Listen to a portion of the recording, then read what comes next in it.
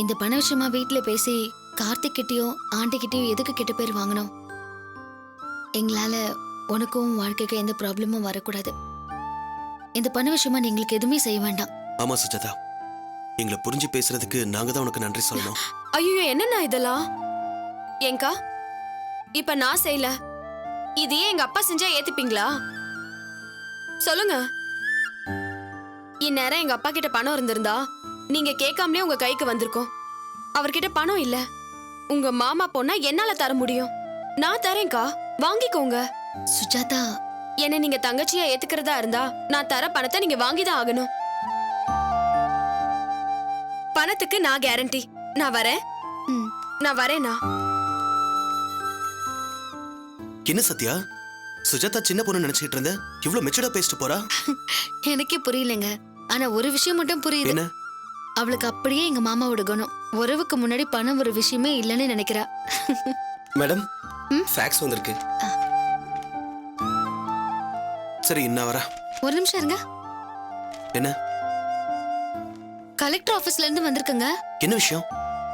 கார்த்திகோட building விஷயமா தான். Public இடைஞ்சலா இருக்கிற அந்த இடத்தை உடனே இடிக்கணும்னு சொல்லி ஆர்டர் வந்திருக்கு.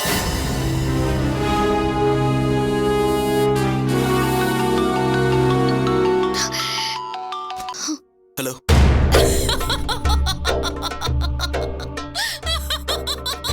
அண்ணியாரே, என்ன புருஷனும் பொண்டாட்டியும் ஷாக் ஆகி போய் நிக்கிறீங்களா? போன் லவுட் ஸ்பீக்கர்ல போடுங்க குழந்தனாரே. உன் பொண்டாட்டியும் கேட்கணும்ல. என்ன சத்யா மேடம் சும்மா அதிர்தா? காயத்ரிய வீட்டை விட்டு விரட்டிட்டோம். நாம நிம்மதியா அந்த வீட்டை அனுபவிக்கலான்னு கனவு கண்டியா? ஏய், நான் காயத்ரி. ஞாபகத்துல வச்சுக்கோங்க. அண்ணியாரே. ஏய், நிறுத்துடா. ஃபேக்ஸ்ல வந்திருக்குமே ஆப்பு. என்ன பண்ண போறீங்க? என்ன அதிர்ச்சி மேல அதிர்ச்சியா இருக்கா? காயத்ரி விட்ட அம்புதாண்டா அங்க கலெக்டர் கிட்ட இருந்து ஃபேக்ஸ்ல வந்திருக்கு.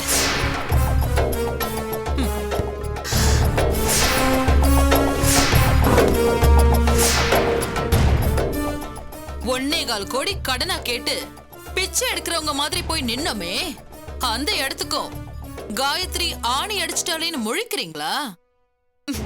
போங்க, போய் கட்டிடத்தை இடிங்க. அங்க ஜெய்ஹிந்த் விலாஸ் அம்போன்னு போக போகுது. வருவாடா காயத்ரி, வருவா. பழைய காயத்ரியா சும்மா சிங்கம் மாதிரி வந்து நிப்பா.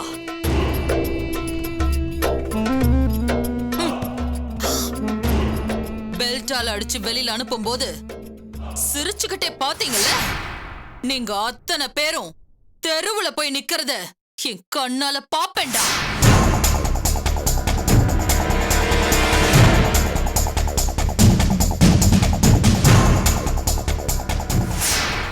அதுக்குதான் இந்த ஓபனிங் கொடுத்திருக்கேன்.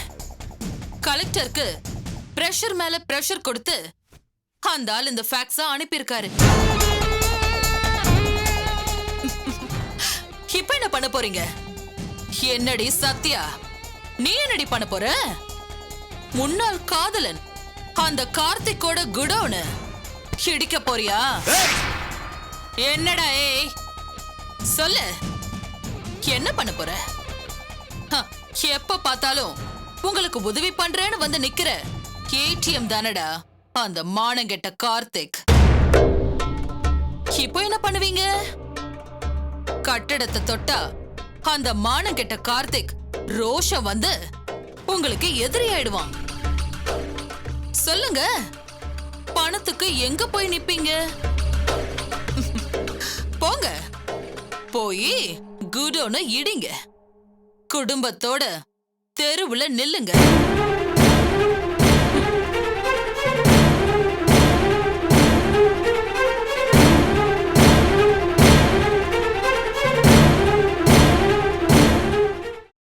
இந்த டீடைல்ஸை நம்ம ஆடிட்டர் கிட்ட காமிச்சு அவரோட ஒப்பீனியன் என்னன்னு கேட்டுக்கிறேன் கேளுங்க. சார். நான் உங்ககிட்ட கொஞ்சம் பேசணும். ம் சொல்லு டார்லிங், என்ன பேசணும்? இல்ல, என்னன்னு சொல்லு. பிரகாஷ் அண்ணனுக்கு 1.25 கோடி. கார்த்திக், கார்த்திக், சுஜாதா ப்ளீஸ், தேவையில்லாம அவங்கள பத்தி பேசி என் மூட கெடுத்துறாத. கார்த்திக், நான் சொல்றது கொஞ்சம் பொறுமையா கேளுங்க. முதல்ல என்ன விஷயம் ஏது விஷயம்னு தெரியாம நீங்க அவங்களுக்கு பணம் கொடுக்கறதா வாக்கு கொடுத்திருக்கீங்க. அதை வச்சு தானே வீட்டு விஷயமா வெளியில பேசியிருப்பாங்க. நடுவுல வந்தது தானே குடோன்னு இந்த கையெழுத்து பிரச்சனை எல்லாம். அதுக்கும் இதுக்கும் என்ன சம்பந்தம்? நீங்க பணம் தரேன்னு சொன்னதை வச்சு அவங்களும் மத்தவங்களுக்கு உறுதி கொடுத்திருப்பாங்க. வீட்லயும் சொல்லி வீடு நம்ம கைக்கு வந்துரும்னு எவ்வளவு சந்தோஷப்பட்டிருப்பாங்க. இப்ப பணம் இல்லைன்னு சொன்னா என்ன அர்த்தம்? இப்ப நீ என்ன சொல்ல வர? நேரா விஷயத்துக்கு வா. நீங்க பேசினபடி அந்த 1.25 கோடிய நீங்க அவங்களுக்கு கொடுத்தா நல்லா இருக்கும். என்கிட்ட பைசா கிடையாது. கார்த்திக், என்ன சுஜாதா, என்ன லூசு நினைச்சிட்டு இருக்கியா இல்ல நீ லூசா? யார் வீட்டு பணத்தை யாருக்கு கொடுக்கறது? அந்த நன்றி கேட்டவங்களுக்கா? ஏன் இவ்வளவு தூரம் அவங்களுக்காக இறங்கி பேசுறியே, ஓ முகத்துக்காவது அவங்க இப்படி எல்லாம் பேசுவான்னு யோசிச்சாங்களா? என்ன பேசுறீங்க? எனக்காக உனக்காகன்னு? எனக்கு முன்னாடி அவங்க உங்களுக்கு பழக்கம், உங்க மேல மரியாதை வச்சிருக்காங்க. உங்களுக்கே சைன் பண்ணலனா எனக்காக எப்படி சைன் பண்ணுவாங்க? சைன் பண்ண மாட்டாங்கல்ல, அப்ப பணம் கிடையாது. இது வீண் பிடிவாதம். நீங்க சொல்ற மாதிரி பிசினஸ் வேற, ஃப்ரெண்ட்ஷிப் வேற. எஸ், சரியா சொன்ன. அவங்க கிட்ட நான் ஃப்ரெண்ட்ஷிப் வச்சுக்க போகல, பிசினஸ்க்காக தான் போனேன். முடியாதுன்னு சொன்னாங்க. சோ அவங்களுக்கு நான் தர இருந்த 1.25 கோடியை என் பிசினஸ்ல இருந்து தர முடியாது. என்ன கார்த்திக் இப்படி பேசுறீங்க? ஆமா, பிசினஸ்னா நல்லதும் வரும் கெட்டதும் வரும். ஏன் இதுல நேர்மையா இருக்கிறவங்க சைன் பண்ண மாட்டேன்னு சொல்றவங்க, நான் நேர்மையா சம்பாதிக்கிறேனான்னு என் டாக்ஸ் ரெக்கார்ட்ஸை பார்த்தா என்கிட்ட பணம் கேட்டாங்க. நல்லவனோ கெட்டவனோ என்கிட்ட காசு இருக்கு, பழக்கம் இருக்கு, அதானே? அந்த நினைப்புல தானே என்கிட்ட கேட்டாங்க. வேண்டாம், இது நான் தப்பா பிசினஸ் பண்ணி சம்பாதிச்ச காசா இருந்தா எதுவுமே வேண்டாம். அந்த நேர்மையா இருக்கிறவங்களுக்கு நேர்மையா சம்பாதிச்ச கோடீஸ்வரன் யாராவது இருந்தா அவன் ஹெல்ப் பண்ணுவான். அவங்கிட்டே அவங்க வாங்கிக்கிட்டோம். என்ன லாஜிக் இது? எஸ், இதத்தான் அவங்க கிட்டயும் நான் கேட்டேன். லேண்ட் விஷயத்துல 1000 இருக்கும், நீங்க இல்லைன்னா இன்னொருத்தன். பணம் கொடுத்தா இன்னொருத்தன் கையெழுத்து போடுவான்னு சொன்ன. அதுக்கு அவங்க சொன்னாங்க அந்த இன்னொருத்தங்கிட்டே சைன் வாங்கிக்கோன்னு. அதான் அவங்களும் அந்த இன்னொருத்தங்கிட்டே போய் பணம் வாங்கிக்கிட்டோம். கார்த்திக்,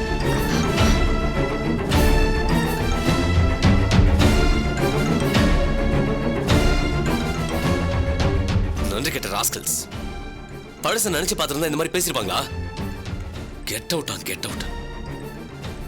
யாரை பார்த்து சொல்றது? அவங்க கிட்ட உதவி கேட்க போய் தானே எனக்கு இந்த அவமானம். அவங்க கொஞ்சமாவது யோசிச்சிருக்கணும். ஹாஸ்பிட்டல்ல பண பிரச்சனை பிரகாஷ் படுத்து கிடந்தப்போ அவங்க வீட்டுல எந்த பிரச்சனை வந்தாலும் பணம் நான் தரேன்னு போய் நின்னவனா. ஏன் இதே வீடு விஷயமா யார்கிட்ட போய் பணம் கேட்டாங்க? என்கிட்ட தானே. அப்போ பணம் பிரச்சனைனா மட்டும் இந்த கார்த்திக் ஞாபகத்துக்கு வரானா? பிளாங்க் செக் கொடுத்திருக்க சுஜாதா, பிளாங்க் செக். ஆனா அது எல்லாத்தையும் மறந்துட்டு நன்றி கெட்டத்தனமா பேசுறாங்க. ஏங்க, சும்மா சும்மா நன்றி கேட்டவங்கன்னு சொல்லாதீங்க. அதை அழுத்தி சொன்னா அது நாம தான் ஆயிடும். சுஜாதா, அப்போ என்ன நன்றி கெட்டவன்னு சொல்றியா? அவங்களுக்கு சப்போர்ட்டா பேசினா உங்களை எதுக்குறேன்னு அர்த்தமா? நீ பேசுற பேச்சு அப்படிதான் இருக்கு. உங்க பொண்டாட்டியா சுஜாதாவா நியாயத்தை பேசுற. உதவி செஞ்சேன்னு சொல்றீங்களே, என்ன செஞ்சீங்க? ஹாஸ்பிட்டலுக்கு செக் கொடுத்தீங்க, அத அவங்க யூஸ் பண்ணவே இல்லையே. வீடு விஷயமா பணம் தரேன்னு சொன்னீங்க, ஆனா கொடுக்கலையே. அப்புறம் என்ன உதவி செஞ்சேன்னு சொல்லிட்டு இருக்கீங்க? நாம இன்னும் அவங்களுக்கு எதுவுமே செய்யலங்க. என்ன சுஜாதா, அவங்களுக்காக நீ இப்படி பேசுற? அதுவும் என்ன எப்படி மடக்கிறதுன்னு வீட்ல உட்கார்ந்து ரிஹர்சல் பார்த்துட்டு வந்தியா? பொய் சொல்லதான் ரிஹர்சல் பார்க்கணும். மனசுல பட்டதை சொல்லுவோ, உண்மைய சொல்லுவோ, எதுக்கு ரிஹர்சல் பார்க்கணும்? நல்ல மனசு இருந்தா போதும். ஓ, அப்போ உனக்கு நல்ல மனசு, அந்த நன்றி கிட்ட சத்யா பிரகாஷ்க்கு நல்ல மனசு, எனக்கு மட்டும் தான் கெட்ட மனசுன்னு சொல்றியா? மறுபடியும் அவங்களுக்காக பேசினா நீங்க கெட்டவர் ஆயிட மாட்டீங்க. ஏன் சுஜாதா அந்த சத்யாவுக்காக இவ்வளவு வாதாடுற? ஏன் வாதாடுறேன்னா, என்ன பொறுத்த வரைக்கும் என் புருஷன் யார் முன்னாடியும் தலை குனிஞ்சு நிக்க கூடாது, அவரோட மரியாதை குறைய கூடாது, ஒரு பேச்சு உங்களை பார்த்து வந்துட கூடாதுன்னு தான் நான் இவ்ளோ போராடுறேன். What do you mean? ஆமா, அவங்களுக்கு நீங்க உதவி செய்யலனா நாம தான் நன்றி கெட்டவங்கள ஆயிடுவோம். அத மனசுல வச்சுக்கோங்க. டேய், என்ன சொல்ற நீ? அவங்களுக்கு உதவலனா நான் நன்றி கேட்டவனா? நிச்சயமா. வேண்டாம் சுஜாதா, இதோட நிறுத்திக்கோ. அவங்க விஷயமா இவ்ளோ நேரம் நீ பேசுறான்னு தான் நான் பொறுமையா இருந்தேன். இதுவே வேற யாராவது இருந்திருந்தா. கார்த்திக், இந்த சுஜாதாவுக்கு நீங்க கிடைக்க காரணமா இருந்ததே சத்யாக்காவும் பிரகாஷ் அண்ணனும் தான்.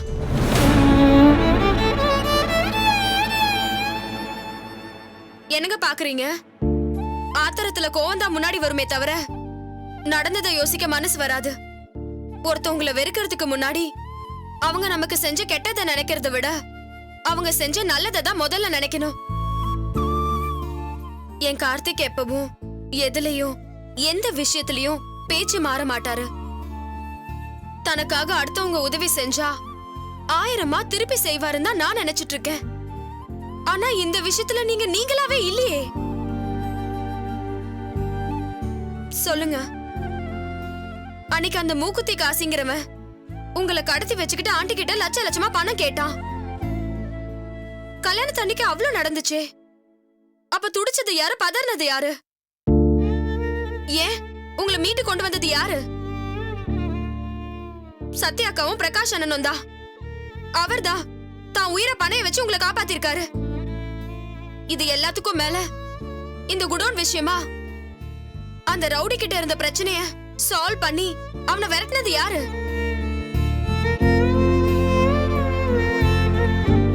போலீஸ் ஸ்டேஷன்ல அந்த மாரிய சைன் பண்ண வச்சது யாரு?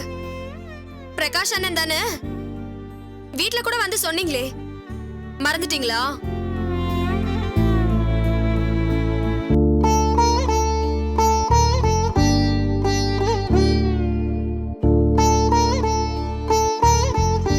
யோசிச்சு பாருங்க. இப்ப கூட நான் உங்களை பார்த்துட்டு தாங்க வரேன். எவ்வளவு வருத்தப்படுறாங்க தெரியுமா? அப்படி சொல்லு. அவங்க இதெல்லாம் பேசின உனக்கு பாயிண்ட் எடுத்து கொடுத்தாங்களா? அதான் இவ்வளவு கோர்வையா பேசுற. காரியம் ஆகலனதும் என்ன விட்டுட்டு உன் கால பிடிக்கிறாங்களா? என்ன பேசுறீங்க நீங்க? அப்ப எனக்கு புத்தி இல்லையா? அவங்க சொல்லிதான் நான் பேசுறேனா? போது நிறுத்து. அவங்க என் உயிரை காப்பாத்துனதுக்கு கைமாறா பலனா எல்லார் முன்னாடியும் என்ன கேவலப்படுத்திட்டாங்க. அதை என்னால மறக்கவே முடியாது. ஏங்க, நான் சொல்றது கொஞ்சம் கேளுங்க. நான் போய் பணம் ஏற்பாடு பண்றேன்னு சொன்னப்போ எங்களால உனக்கு எந்த பிரச்சனையும் வேணாம் தான் சொன்னாங்க. சரி, அவங்களுக்கு இவ்ளோ ஆதரவா பேசுறல்ல, நான் பணம் தரேன். 1.25 கோடி இல்ல, 2 கோடி தரேன். கார்த்திக், ஆனா சத்யா சைன் பண்ணணும். பண்ணுவாளா சொல்லு? சத்யாக்காவுக்கு லஞ்சம் வாங்குறது கொலை பண்றதுக்கு சமம். ஓகே, அவளை நீ புரிஞ்சுக்கிட்ட மாதிரி கொஞ்சம் என்னையும் புரிஞ்சுக்கோ. என்ன அவமானப்படுத்தினவங்களுக்கு நான் பணம் தர்றது இழிச்ச வாய்த்தனம் நினைச்சுக்கோ. இல்லங்க, நீங்க இப்ப வரைக்கும் உங்க கோவத்தை தான் ஆதாரமா வச்சு பேசுறீங்களே தவிர மனசாட்சி ஆதாரமா வச்சு பேசல. என் இடம் போயிடும். அதுக்கு நன்றி கடனா பணம் தர சொல்றியா?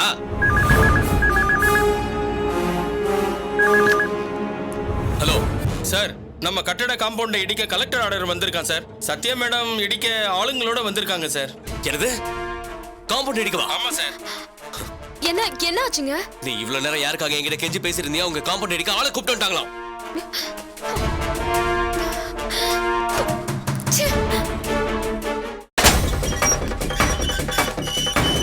மேடம் மேடம் நில்லுங்க மேடம். நான் தான் சொல்றேன்ல, சார் வந்துகிட்டு இருக்காருன்னு. எங்களுக்கும் இடிக்கணும்னு ஆசை இல்ல. இது கலெக்டரோட உத்தரவு, ஒண்ணும் பண்ண முடியாது. ஏங்க, வேற வழி இல்ல, இடிச்சிடலாம். சார், கட்டடத்துக்கு சொந்தக்கார வராம எப்படி சார் இடிப்பீங்க? இங்க பாருங்க, எங்க கிட்ட கவர்மெண்ட் ஆர்டர் இருக்கு. சொல்லுங்க sir. Okay sir. Okay sir. சரி. என்ன சத்யா? சப் கலெக்டர் தான் பேசினாரு. இடிச்சிட்டீங்களான்னு கேக்குறாரு. வேற வழி இல்ல. சரி, இடிங்க. சார் வாங்க sir. Sir sir sir sir sir sir நான் சொல்றதை கேளுங்க சார். நிறுத்துங்க சார். சார் சார் என்ன சார், ஒரு 5 நிமிஷம் பொறுத்துக்க மாட்டீங்களா? சார் வந்துகிட்டு இருக்காரு சார். சும்மா இருங்க, நீங்க வேலையை பாருங்க.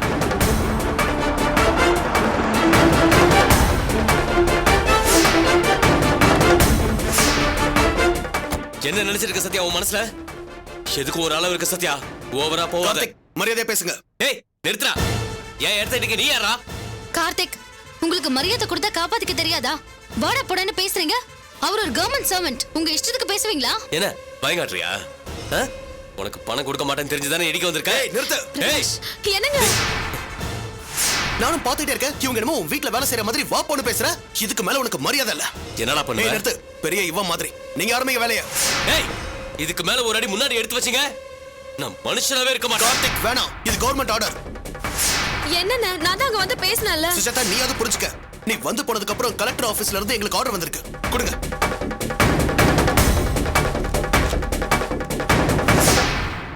பாரு.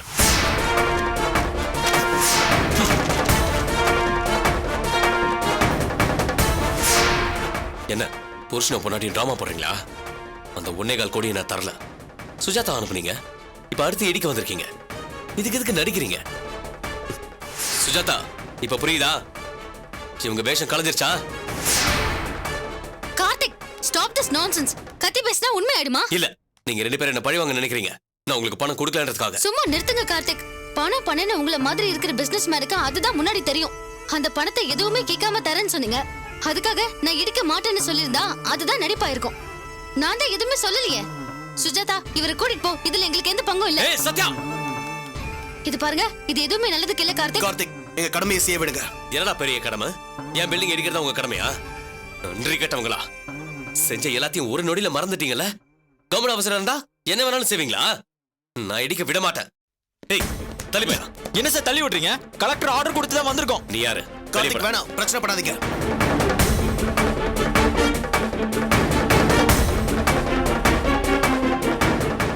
நல்லா கேட்டுக்கோங்க.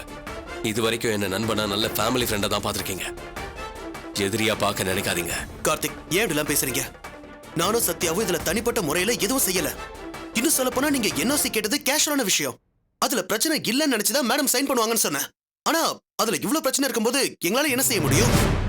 ஏய் உன்னை பத்தி எனக்கு தெரியும்டா. கார்த்திக் இன்னொரு தடவை என் முன்னாடி அவரை வாட போனேன்னு கூப்பிட்டீங்க, அப்புறம் நான் மனுஷன் இருக்க மாட்டேன். கார்த்திக் இந்த இடத்த இடிச்சா அது உங்களுக்கு எவ்வளவு பெரிய லாஸ்னு எனக்கு தெரியும். பர்சனலா கேட்டா இதை இடிக்க விருப்பம் தான் சொல்லுவோம். ஆனா மேலதிகாரிங்க சொல்லும் போது அது எங்களால மீற முடியாது. அது மனசுல வச்சுக்கோங்க. கார்த்திக் இது விஷயமா ஏதாவது பண்றதா இருந்தா கூட நீங்க கலெக்டர் கிட்ட பேசிருக்கணும், இல்ல கோர்ட் மூலமா ஏதாவது பண்ணிருக்கணும். நீங்க இங்க ஃப்ரெண்டுங்கிறதுனால இந்த ஆர்டர் நேத்தே வந்திருந்தா கூட கோர்ட் மூலமா தீக்க பாருங்கன்னு பர்சனலா நானும் சத்யாவும் சொல்லிருப்போம். ஆனா ஆர்டர் திடீர்னு வந்திருக்கு. எங்களால எதுவும் செய்ய முடியல. ஓ சுத்தி வளைச்சு பேசினா எதுவும் இல்லைன்னு ஆயிடுமா? அது எப்படி ஆர்டர் உடனே வரும்? பணம் இல்லைன்னு உடனே ஆர்டர் பறந்து வந்துருமா? ஏன் இந்த பில்டிங் மட்டும் தான் கவர்மெண்ட் இடத்துல இருக்கா? வேற எந்த பில்டிங்கும் இல்லையா? அதெல்லாம் எடுக்க மாட்டீங்களா? கார்த்திக் அந்த இடத்துல எல்லாம் ஆர்டர் வரலன்னு சொல்ல வரியா? எனக்கு தெரியாது. உங்களை மாதிரி எத்தனை பேரை பார்த்திருப்பேன். கொஞ்சம் கூட விசுவாசம் இல்லாத ஆளுங்களை நான் எங்கேயும் பார்த்ததில்ல. கேவலம் 2 அடி அடிக்க நீங்க எல்லாம் வந்திருக்கீங்கன்னா உங்களுக்கு என் மேல எவ்வளவு வன்மம் இருக்கணும். எதை சொன்னாலும் நீங்க புரிஞ்சுக்கிற மனநிலைக்கு இல்ல கார்த்திக். இதுக்கு மேல என்னால ஒண்ணும் பண்ண முடியாது. பிரகாஷ் ஆல்ரெடி கால் வந்துருச்சு. இதுக்கு மேல டிலே பண்ண நல்லா இருக்காது. நீங்க ஆரம்பிங்க. ஏய்! இடிக்கணுமா? இடிக்கணுமா? என்ன கொன்னுட்டு இடிக்கிறா? ஐயோ கார்த்திக். இல்ல சுஜாதா, உனக்கு இவங்கள பத்தி தெரியாது. இவங்க ஆசைப்பட்டது இதுதான்.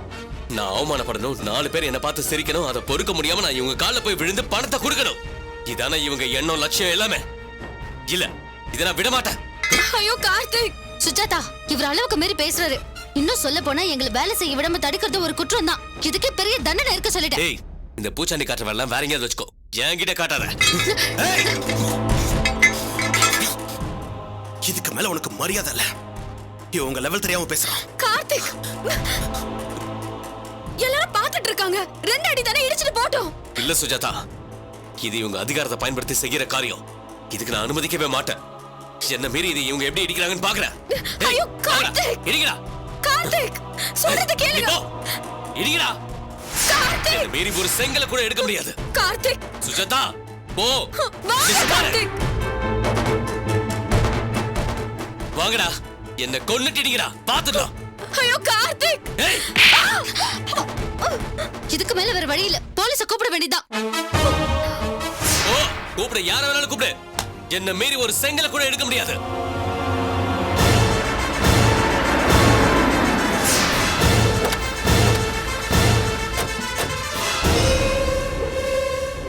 சார் எங்க வேலையை செய்ய விட மாட்டேங்கிறார் சார். என்ன சார் நீங்க போய் இப்படி வாங்க சார். சார் இருங்க சார், நான் வாங்க வரமாட்டேன் சார், வாங்க. சொல்றோம் இல்ல பேசிக்கலாம் அப்புறம் வாங்க. சத்யா இதுக்கெல்லாம் நீ அனுபவிப்ப. என் இடத்து மேலேயே கை வைக்கிறியா? இதுக்கு மேல நான் என்ன செய்வேனே தெரியாது. பிரகாஷ் உனக்கும் இருக்கு. நீங்க வேலையை ஆரம்பிங்க. ஏய் ஐயோ நிறுத்துங்க. யோ போய் இழுத்துட்டு வாங்க சார். சார் வாங்க சார், வாங்க சார். ஏய்